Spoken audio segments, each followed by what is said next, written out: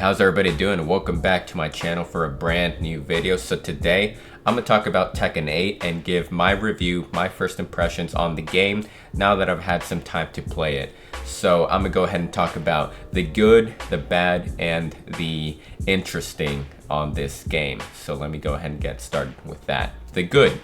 The game looks beautiful. No YouTube video, no Twitch stream, no matter how good or how high the quality will do it justice. It's just an amazing looking game, and there are so many little details that you can only see or really appreciate it when you see it in person with your own eyes. The amount of dirt and sweat that gets on a character as the battle progresses is a really nice touch and makes it look like a lot more realistic. So little details like that, I really do appreciate it. But overall, the graphics look amazing. Great looking game. The sound effects are great. They sound great. Every hit sounds powerful and like it actually hurts. And the soundtrack itself, the music, I think is good and far above whatever the heck Tekken 7 was putting out with all the dubstep. Going on to the bad.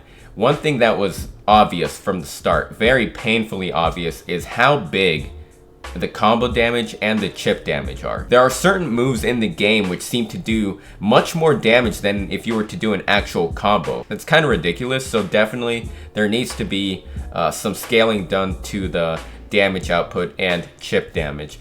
And some characters can absolutely kill you with chip damage. A good example of this is Hwoarang. If he has heat activated and he locks you down in a corner, you better find a way to get out of there because that chip damage is going to add up fast and you are going to get KO'd. The gameplay is fun.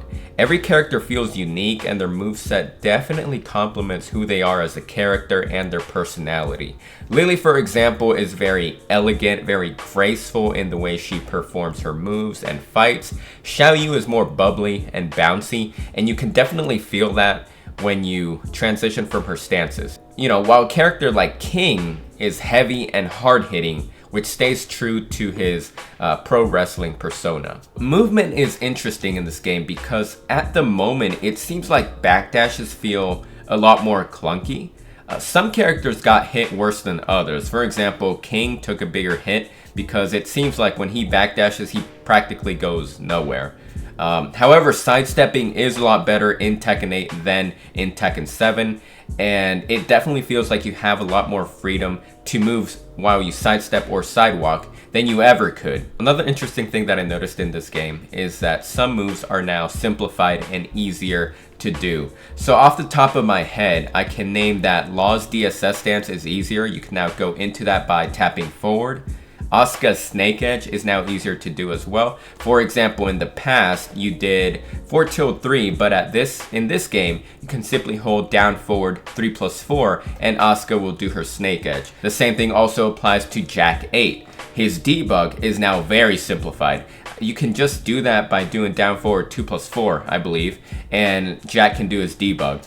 The original command is still in the game, so if you do decide to do that, you have the option of powering up that version of the debug, but the point still stands that certain moves now have simplified commands. Anyway, let's talk about the heat system. So the heat mechanic is actually very fun, and it's going to be really interesting to see how people optimize the mechanic with their characters, what kind of strats and combos they come up with.